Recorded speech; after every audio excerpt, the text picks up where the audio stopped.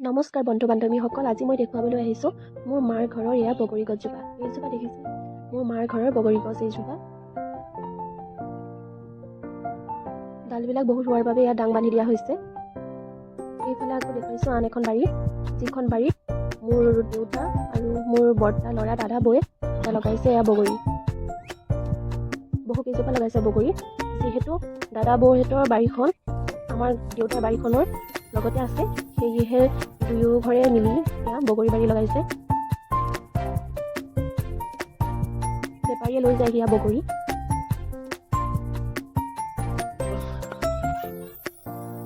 এয়া মই বগৰী গছৰ তলে তলে সোমাই আপোনালোকক ভিডিঅ' কৰি দেখুৱাইছোঁ।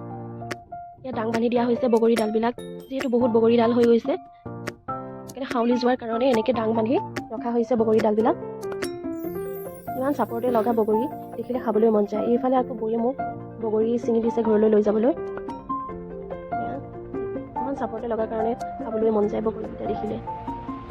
এইফালে আকৌ কাণত পৰিল কেৰ্কেটুৱা বগৰী খাবলৈ আহি। এইকেইটা বগৰী দেখি ইমান খাবলৈ মন গৈছে, এটা ছিঙি ল'লোঁ খাবলৈ।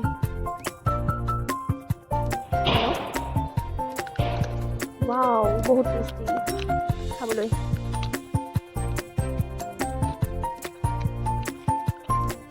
ভিডিঅ'টো চাই কেনে পালে?